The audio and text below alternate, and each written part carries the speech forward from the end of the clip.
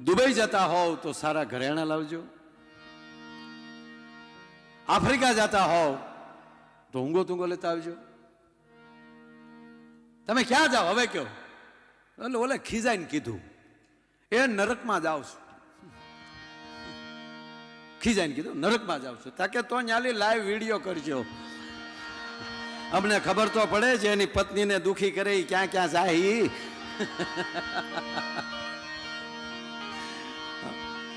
સાહેબ સ્વર્ગ કે નરકની ખબર નથી આપણને, પણ મને એટલી ખબર પડે જ્યાં માણસ વસે ત્યાં સ્વર્ગ ઊભું કરવાની જેનામાં તાકાત હોય એના નામ માણા કહી શકાય. ભલા માણા એ જ્યાં વસે ત્યાં સ્વર્ગ, જ્યાં વસે ત્યાં આનંદ. અને આપણે તો કહેવત છે જ્યાં ગુજરાતી ત્યાં સદાબાર ગુજરાત. અને એમાં ગુજરાતી તો ગમે ત્યાં જગ્યા કરે. આપણે જેમ તેમ જગ્યા એવું કર્યું, હું કામ આવ્યા છે ને કેમ રોકાણા, એ કેવા વિઝા લઈને આવ્યા આપણે.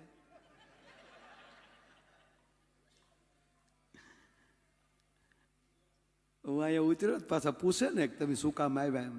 હું કહું ડાયરો. મને કે ડાયરો? ડાયરો તેને ખાલી કીધું એટલે પછી ગુજરાતી એક આપણું ખરેખર ગુજરાતી એક જણો મુંબઈ બેંકમાં ગયો, આપણો ગુજરાતી મુંબઈની બેંકમાં. ત્યાં જઈને કીધું કે 50,000 રૂપિયાની લોન જોવે. 50,000.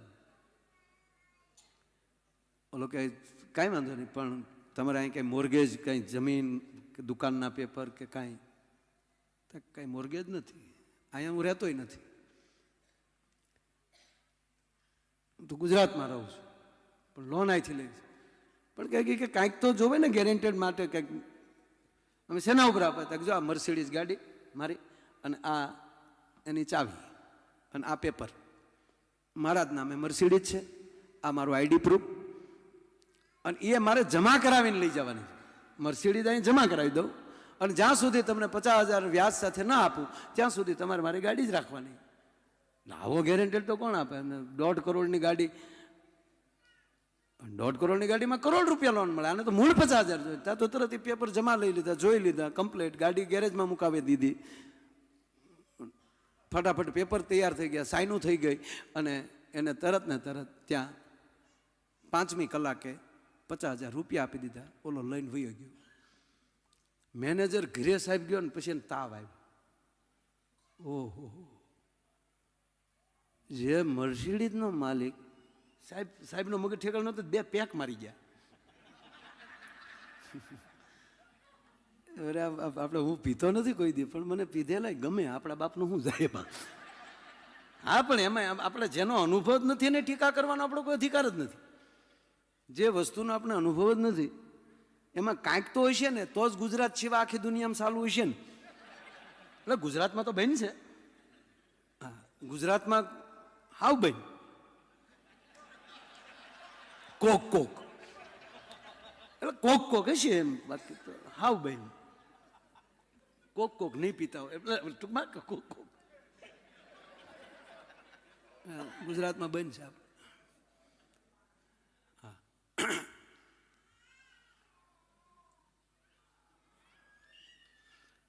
એક પીને બેઠો હતો ઓફિસમાં, ફૂલ પી ગયેલો. જમરાજ આવ્યા, કાલે તને લેવા આવ્યો. એ કે આવું ખરો, પણ પાડો હું આવી ગઈ. જમરાજ ભાગી જાય કે તારી ગામ રહેવા દે, તું ક્યાં લઈ જાય નક્કી નહીં.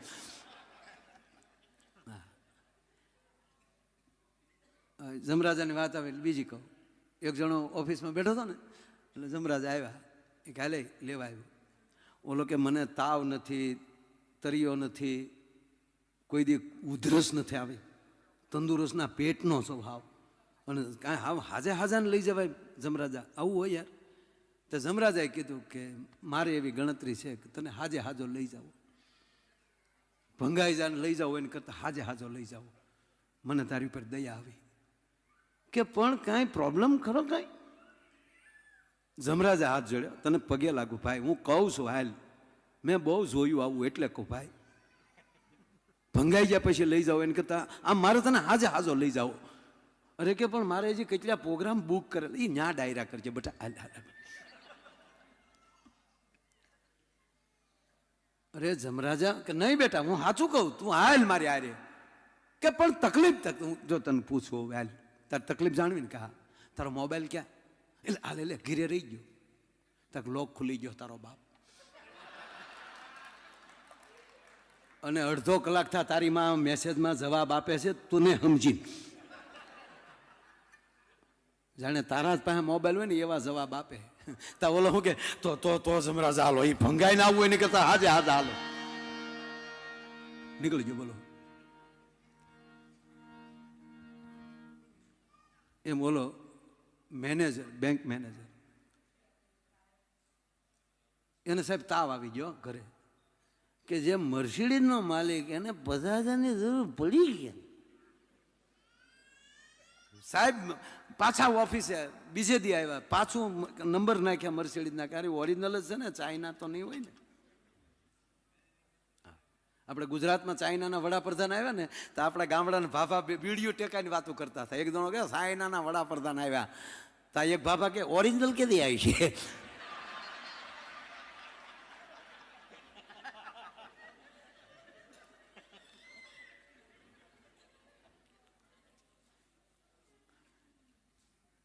જોયું એને, નંબર નાખ્યો, ચેક કર્યું તો ખરેખર હજી 5,000 જ કિલોમીટર હાલેલી નવી ગાડી. પાછું મેસેજ સાચા મળે તોય સાહેબને ફાળ પડે.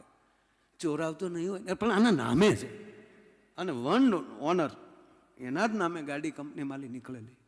1 મહિનો ઓલો આવ્યો, 1 મહિને આવીને 50,000 રૂપિયા મૂક્યા, 2,000 રૂપિયા વ્યાજના મૂક્યા. લ્યો સાહેબ,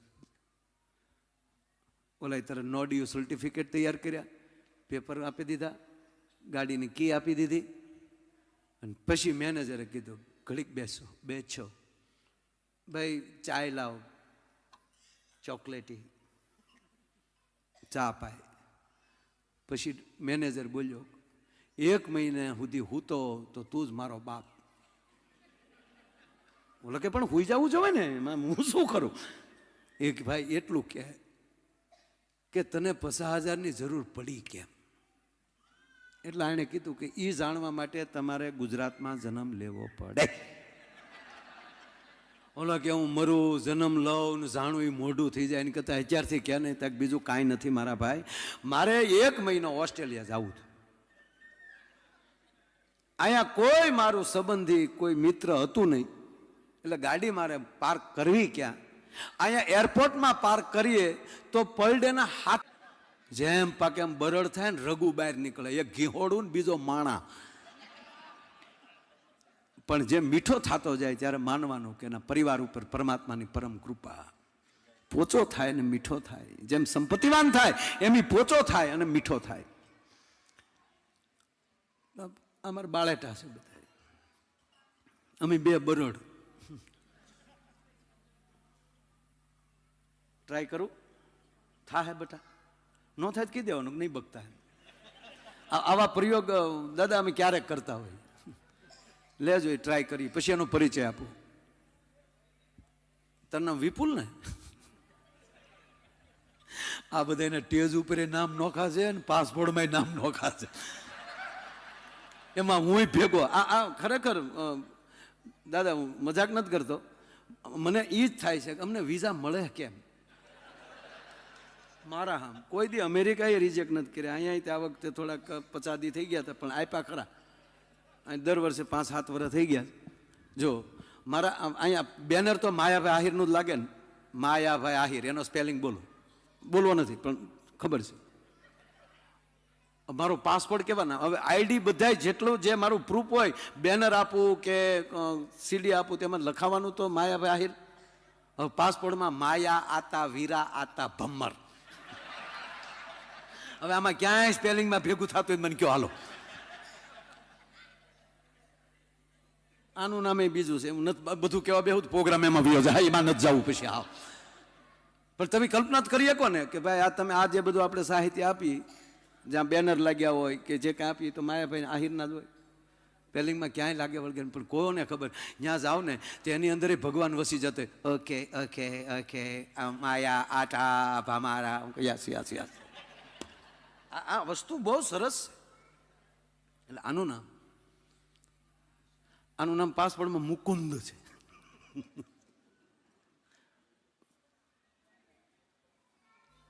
કરવી ટ્રાય પાકું ને. આ બધા સાક્ષી છે બધા, આપણું હાવ હેઠી ન પડી, આપણું ધ્યાન રાખવું પડે. એટલે તો એ તારો મૂળ છે તો કેરી ધાણાણ હાજો ખરો. થોડુંક બેટા થોડુંક રહી જાય છે. ધાણાણ વધાવો તાળ્યુંથી વાહ. એ અમારો વિપુલભાઈ મકવાણા, જેમના પિતાએ વર્ષો સુધી રામાપીરનું આખ્યાન રમ્યા. નામ બધાએ સાંભળ્યું છે, રામાપીર પ્રત્યે પ્રેમ છે. ચોથા ભગત એમનો દીકરો આ વિપુલ અમારે બેન્જોમાં સંગત આપે, એ પણ બરવાળા. હવે આ મંજીરામાં કેમ થાય? કરશું ટ્રાય? એ કે હવે ઝીકો જે થાવ હોય એ થાય. બસ ચેલેન્જ સ્વીકારે એ જ માણા. હે માજી કઈ ન થાય, જન્મ જ ન લેવાય.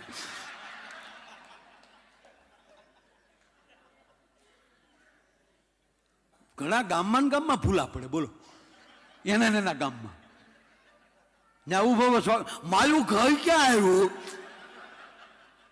પાછું ગામે એમ ન ઓળખતે તું કોનો છો, હું હરખા ભાઈ નો ચોકલો. બીજી હેરીમાં આવ્યા હતા, બીજી હેરીમાં આવ્યા.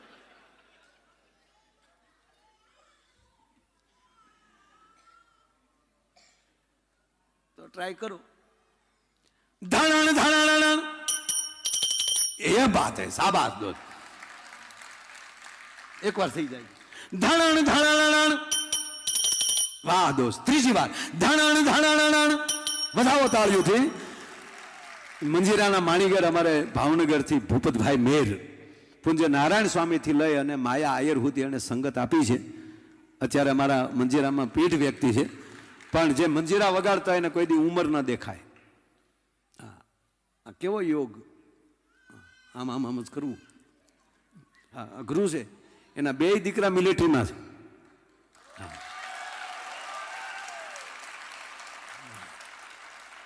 ખૂબ મજાની વાત. પણ આ ખરેખર આ મંજીરા વગાડવા યોગ, ભલે રામદેવ બાબા યોગ પુરુષ છે, એને પ્રણામ. હા એને તાળીઓથી વધાવો, કારણ કે જે યોગ એક થેલામાં ભરાઈને પડ્યું હતું એને જગતના ચોકમાં, અને વિશ્વને યોગ દિન મનાવવા માટે મજબૂર કરી દીધા, એવા રામદેવ બાબા છે. પણ માણા કેવા છે બધા ખબર? કોઈ એને પોગી ન હોય કે પછી શું કે બધું કાંઈ આયુર્વેદિક ન હોય તો કોલગેટ વાળો ક્યાં તાર માસીનો દીકરો છે. એ માણસે બનાવ્યું છે તો હકારો ને.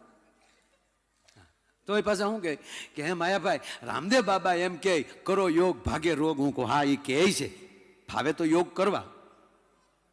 તો મને કે કર્યો યોગ ને ભાગે રોગ, તો એને પછી દવાની દુકાન શું કામ નાખી લે? આ માણસોને ચાલી પકડો. મેં કીધું ભાઈ એનું હાલવા દે ને, તું શું કામ ઓલું કરે? મને કે એમ નહીં બધું સારું થઈ જાય. મેં કીધું હા. મને કે તો એની આંખ કેમ ચાલુ નથી હારી થતી? એલા ભાઈ બધું જ એના માટે ન હોય, મહાપુરુષો જગત હાટું જીવતા હોય. આ જો અમારી ફેવિકોલ કંપની જે છે એ અમારા મવાવાળાને, બરોબર, એના માલિક અમારા ગામના મધુકાંતભાઈ પારેખ, બરોબર. હવે ફેવિકોલ કંપની એની છે, બરોબર. ફેવિકોલથી સાહેબ આખી દુનિયા ચોટે, પછી એનું ઢાંકણું ન ચોટે, બોલો લ્યો. આ ક્વોલિટી છે, પોતાને ન ચોટવાનું હોય.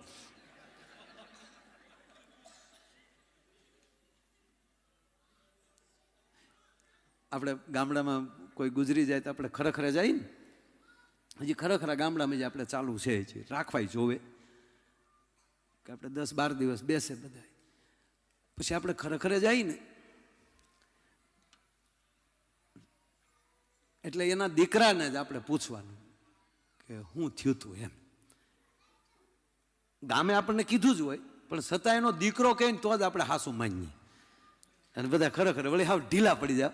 ભારે કરી હો, ભારે કરી. ભારે તેને છોકરાને કરી કારે જ કરવું પડશે. વળી અમુક પાસા એવા હાવ ઘેલસાઈ કરે, હાવ ઘેલસાઈ. હજી મારું મન માનતું નથી તો ભેગો ખાબે બળી જા. આખું ગામ બાળીને વહી આવ્યું તોય તું રજી એમ કે હું હાસું ન માનું, આવું પણ એક લાગણી હોય. એના વિશે હું એક દી બોલીશ. આ ખરેખરો હું છે એ કરવો જ જોવે, 12 દી બેસવું જ જોવે. હા, એક દી બેહણું કરીને 3 દીમાં કારેજ કરી નાખો એમ ન હાલ. 12 દી બેસજો. જેમ આવતરે 15 વર્ષ આપણી માટે સમય બગાડ્યો છે ત્યારે હાલતા શીખ્યા છે, 15 વર્ષે ભાન આવી આપણને 5મા ધોરણની.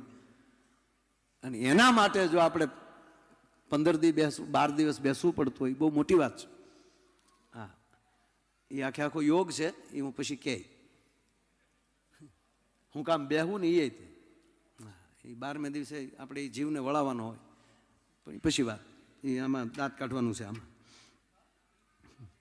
અમે એક વડીલના ઘરે રહી ગયા ને સાહેબ, તો કેવું બન્યું ખબર? અમે અહીંયા બેઠા, મેં કીધું કેમ કરતા દાદા ગુજરી ગયા? મને કે માયા ભાઈ યોગ કરતા કરતા. અરે યોગથી તો મેં કીધું રોગ વયો જાય. મને કે આમાં દાદા વ્યા ગયા. અરે મેં કીધું યોગ? મને કે હા યોગ કરતા કરતા. રામદેવ બાબાના હમણાં મને કે ભગત થયા છે. સવારમાં રામદેવ બાબા ટીવીમાં આવે એટલે મારા બાપા હામાં બેસી જાય. 2 મહિનાથી તો ખાલી જોતા જ હતા, પણ હમણાં હું થયું કોને ખબર, એની હામાં આસન લગાડીને બેસી ગયા. જેમ રામદેવ બાબા ટીવીમાં કહે એમ બાપા હામાં કરે. તે કે બેસી ગયા 3 દી પહેલા જ. તે સવારમાં 5:30 રામદેવ બાબાએ કીધું કે ઊંડો શ્વાસ લ્યો. એટલે બાપા એમાં કઈ હળ હુજી નહીં. અને કોને ખબર કે સામે રામદેવ બાબાને પાછું એને ખેલ બદલાવી નાખ્યો.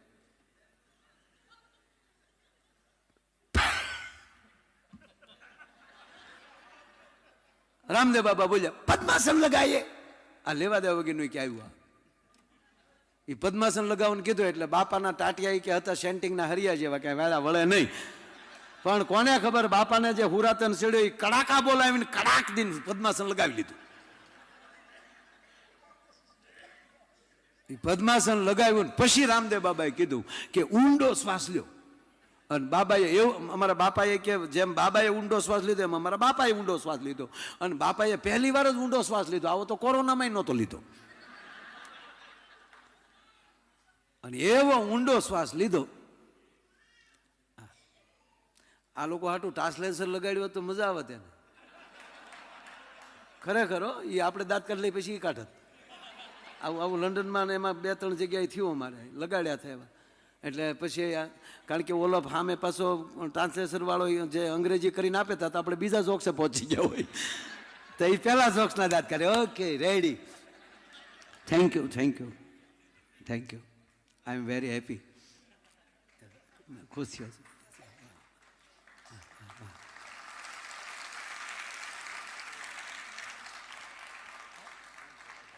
ખૂબ ખૂબ ધન્યવાદ. હા, શું કરતો? એટલે બન્યું એવું એ કે બાપાએ પહેલી વાર કે ઊંડો શ્વાસ લીધો અને રામદેવ બાબાએ જ્યાં ઊંડો શ્વાસ લીધો એમ અમારા બાપાએ જ્યાં લીધો એ એટલો ઊંડો શ્વાસ લીધો અને બાપાની આંખો બંધ થઈ ગઈ ને સામે લાઈટ વહી ગઈ. હવે રામદેવ બાબા કે શ્વાસ મૂકો તો બાપા મૂકે ને, લાઈટ આવી તો બાપા વહી ગયા. બોલો લ્યો, એના માટે ન થાય સાહેબ. એક દીકરી હારે જતી હતી ને તો દીકરી નહોતી રોતી. બોલો, એનું આખું ઘર રોતું. દીકરી નહોતી રડતી. એ બધા આમ જોતી હતી હમણાં સુંદરી વટી વટી. કોઈ સાના રહી નહીં ને. અને પછી દીકરી ખીજાણી, હું બધા હે કરો છો? હું આ નવીન છે? હું આ પહેલી વાર હારે જાઉં છું? આ 7મી વાર જાઉં છું? ત્યારે ગામના એ કીધું કે એટલે જ આખું ઘર રોવે કે પછી 8મી વાર પાછી ન આવે તો સારું એમ. આ પહેલી વાર બોલ્યો આજ. એટલે આમાંથી હું ઉપડે એ કઈ નક્કી નહીં. એટલે આજનો જે આનંદ છે કહેવાનો મતલબ કે એવા જ મંજીરાના માણીગર સાહેબ, આપ અહીંયા ઓસ્ટ્રેલિયામાં રહ્યો છો, ગ્રિફિથ ને હું નામાં? હા, તો બરાબર. હા, હું પાછો ભણવા ગયો ને સાહેબ તેથી બહુ ટ્રાફિક હતું. અને આપ જાણો છો અમે આલ્ફેડમાં ભણ્યા 10મું. નક્કી કરજો અમે કેવું ભણ્યા આવીશું. હા, આલ્ફેડ એટલે આપણું ગૌરવ છે. હા, પણ એ અમારા માટે અમે નહીં, અમે તો એટલું જ ગૌરવ લેતા આમાં ભણીએ સહી. પછી ત્યાં હું કરી છે બાપુજી સિવાય કોઈને ખબર નહોતી. અને એક શિક્ષકો જાણતા હતા કે આ મારા દીકરા દિવાલ કોડીને કોર્ટમાં પાણી પીવા જાય છે. પીપળાનું ઝાડવું ત્યાં ઉતરીને સીધું પીપળાને થળીએ પાણી પીને પાછા ભણવા આવી. એટલે હું ભણવા ગયો હતો એવું ટ્રાફિક હતું મને. એટલે અંગ્રેજી મને બહુ આવડે પણ હું બોલું નહીં. ખરેખર હો સાહેબ, હું આખો પ્રોગ્રામ ઇંગ્લિશમાં કરી શકું. બોલો, ઓલા લોકો વયા ગયા નહીં તો આખો પ્રોગ્રામ ઇંગ્લિશમાં કરે. હવે વયા ગયા પછી મારે શું કરવું સાહેબ? નહીં, હકીકત તમને ભલે દાંત આવે, મારું અંગ્રેજી બહુ હાર્ડ છે. હું આખો પ્રોગ્રામ ઇંગ્લિશમાં કરું પણ ન કરું. હું કામ હું બોલું ને તમે ન સમજી શકો પછી મારે ખતરું હું કામ કરવું? મારું અંગ્રેજી બહુ હાર્ડ છે, અહીંના લોકો ન સમજી શકે. જેવું તેવું છે. અને ખરેખર મોટા એને જ કહેવાય જેને સમજી ન એકાય. હા, એટલે વાત અહીંયા હજી મેં પ્રોગ્રામ ચાલુ નથી કર્યો, હજી તો સ્તુતિ હાલે. એટલે એવા તમે અહીંયા ઓસ્ટ્રેલિયામાં રહ્યો છો બધા, અને સાહેબ સંગીતો જોયા હશે. સંગીત કેટલાય છે, 40 પ્રકારના સંગીતો છે. પછી એના પેટા સંગીત હોય ઘણું. હાર્મોનિયમથી લઈ અને રાવણ અથા સુધી વયા જાઓ, ઊંગા તુંગાથી લઈને ઢોલક અને તબલા સુધી અને મૃદંગ સુધી વયાવો. બધાયમાં અઘરામાં અઘરું કોઈ વાદ્ય હોય ને તો મંજીરું. બહુ અઘરું. જાનની જોખમે જ વગાડવાના. પાછું જાનની જોખમે ફેર પીડે તો ટેરવામ લાગે, એથી ફેર લગ પીડે ટકામ લાગે, અને મોજમાં આવ્યો તો બાજુવાળાને લઈ લે. એટલે હું રામદેવ બાબાને એટલે કહેતો હતો કે ભલે યોગા કરે પણ આવે મંજીરા વગાડો. આ તો ઠીક છે, મારે તો ટુકડે ટુકડે ગાવાનું હોય. બાકી કીર્તિદાન ભાઈના એના તો 2 કલાકના રાઉન્ડ થતા હોય. એમાં જે 2 કલાક જે ઝણેરાટી હાલતી હોય એ કેવડા યોગા છે. રામદેવ બાબા 5 મિનિટ નો વગાડે કે મારા હમ જો એ 5 મિનિટ વગાડે કે હું આખી કંપની ખરીદી લઉં. એટલે વેચવી નથી એને, નો વાગે 5 મિનિટ નહીં બજેગા. ના ના, આવો ને. પણ જે વર્ષોથી વગાડે છે, મારો કહેવાનો સુર, જેને 35 વર્ષ સ્ટેજ ઉપર થઈ ગયા છે, એવા મંજીરાના માણીગર ભૂપતભાઈ મેં રાતના કાર્યક્રમ. એક છોકરો ભણતો ભણતો સાહેબ મજૂરી કામ કરતો, થોડીક વસ્તુ લઈ આવે એ વેચી આવે. ડોક્ટર વીજળી વાળાએ લખ્યું સાહેબ, આપણા ભાવનગર. એ છોકરો સ્કૂલ પછી જાય અને થોડી ઘણા રમકડા, કોઈ વસ્તુ, ઘર વપરાશની કોઈ વસ્તુ, આવી વસ્તુ થેલો ભરી અને ઘરે ઘરે ટકોરા કરીને કહે, બેન લ્યો ને કાંઈક, હું ભણું છું ને એટલે મારે. એકવાર બન્યું એવું, સવારનો નીકળ્યો, રવિવાર હતો, અડધા મકાનો બંધ, કઈ વેચાણું નહીં, સવારનું ખાધેલું નહીં, ભૂખ અને તરસથી ગળું સુકાતું હતું. 3 વાગ્યા સાંજના. એમાં એક દરવાજે જઈ અને એને ખટખટાયો દરવાજો. સત્ય ઘટના જ ઉપર લખ્યું છે. એક બેને દરવાજો ખોલ્યો. સુંદર મોઢા તો એના જ લાગે જેના મોઢામાં સુંદર વેણ નીકળતા હોય. છોકરાને જોઈને, આવ બેટા. બેન, માં, હું આ વસ્તુ વેચું છું, આજ સવારની નથી વેચાણી, થોડીક વસ્તુ લ્યો ને. લેવા એટલી થોડીક વસ્તુ લીધી. પણ બેન છોકરાનું મોઢાને વાંચતા હતા. ફેસબુક થઈ ગઈ હતી એના માટે, એનો શેરો બુક બની ગયો હતો. પાણી આપશો?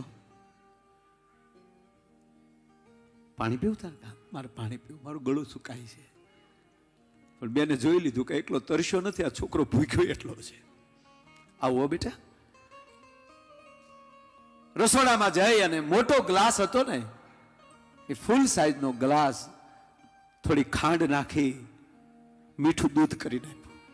લે બેટા પાણી, જો તરસે સિપાઈ જાય. અરે તારી ભૂખે મટી જાય. એક ગ્લાસ દૂધ, મોટો ગ્લાસ પીધા પછી છોકરો એટલું બોલ્યો કે દૂધના કેટલા આપવું? અરે બેટા, દૂધના પૈસા થોડા લેવાના હોય મારો દીકરો, દૂધના નો લેવાનો હોય. હજી ભૂખ લાગે હોય, તને ખાવું હોય તો લેવું, તને જમવા આપું. કે ના, હું એક ગ્લાસ દૂધ પી લીધો, હવે મારે નહીં. હરખથી દીકરાને પહેલી વાર કોકે સન્માન આપ્યું હોય એવું ખોલડું દેખાણું એને, એમાં એની ભૂખ સિપાઈ ગઈ બધી. એક ગ્લાસ દૂધે તૃપ્ત થઈ ગયો. અને આની માથેલી ઘણા વરહ વયા ગયા. આ માળીની ઉંમર થઈ, માળી બની અને એને મોટી બીમારી થઈ. સારી હોસ્પિટલોમાં ફરે છે પણ બીમારી પકડાતી નથી. અને એમાં એ જ સિટીમાં એક બહુ મોટો મોંઘો ડોક્ટર, ત્યાં તો કેમ જાવું આવી વિચારણા. અને અંતે એમાં ત્યાં જાય છે હોસ્પિટલમાં. એ ડોક્ટરે એનો રોગ પકડી લીધો, સાજા થઈ ગયા. અમુક સમય રોકાણા પછી આ બેન સાજા થયા, પણ બીજી ચિંતા એ હતી કે અરે બિલ એવડું મોટું થાય, એ બિલમાં તે પાછા પૈસા રળવામાં જિંદગી વહી જાય. આને હું પૈસા કેમ આપીશ? રજા લેવાણી, બિલનું કવર આવ્યું. સાહેબ, બિલ કવર નીકળે છે મારી કાગળ. એ કાગળમાં એટલું જ લખ્યું હતું કે તમારું બિલ એક દૂધ ગ્લાસમાં વસૂલ થઈ ગયેલું છે. તમારું બિલ એડવાન્સમાં એક ગ્લાસ દૂધમાં તમે શું કર્યું એની કરતા કેવી પરિસ્થિતિમાં કેવી રીતે હાલ્યા છો. આ બહુ અઘરું છે. અને સાહેબ, હું એટલા સમયથી ફરું છું, મને હજી ક્યું સારું ને ક્યું ખરાબી મને ખબર નથી. આ હું રિયલી કહું તમારી સામે, સુખ કોને કેવું, દુઃખ કોને કેવું ખબર નથી. દાખલા તરીકે આ મેં પહેર્યું છે, આ અલગ કલરનું, અહીંયા વ્હાઈટ જ ખાલી અહીં ટપકું થાય તો એ ડાઘ લાગશે. અને આખો શર્ટ વ્હાઈટ હશે તો એમાં તમે આ કલર લગાડશો તો એ ડાઘ લાગશે. અર્થ એટલો, તમારી પાસે કયા વિચારોની માત્રા વધારે છે એના ઉપર આધાર છે. તમારી માત્રા કઈ વધારે છે, તમે શેમાં રહેવા માંગો છો? ઘણી વાર શું, એટલે જેની માત્રા ઘટી જશે ત્યાં બહુ આનંદ થશે. સત્યની માત્રા જેની પાસે જાજી હશે, વિવેક જેની પાસે વધારે હશે, અને કોઈ પણ પરિસ્થિતિમાં બીજાને મદદ કરવાની તમારી અંદર તામના પડી છે ને, તેથી ઈશ્વર તમને મદદ કરતો હશે. ભલામણ આ નરું સત્ય છે. નહીતર એક છોકરો, ઘણી વાર આ કહી ચુક્યો છું, એક છોકરાએ 12ની પરીક્ષા આપી દીધેલી, પરિણામ બાકી. એ પરિણામ બાકી હતું એટલે સાંજે રોજ મમ્મી પપ્પા સાથે જમે. ક્યારેક ક્યારેક મિત્રોને પાસે વયો ગયો હોય તો ન હોય, કારણ કે 12મા ધોરણનો વિદ્યાર્થી, 17 વર્ષનો. એક દિવસ એ દીકરો રાતે જમવા ન આવ્યો, રાતે જોયો નહીં પપ્પાએ, એટલે એનો ઉપર રૂમ હતો, સામે જોયું. 2 વાર એની પત્નીને પૂછ્યું કે દીકરો ક્યાં ગયો, જમવાનો સમય થયો, ક્યાં છે? તો ખબર નહીં, ફોન નથી લાગતો.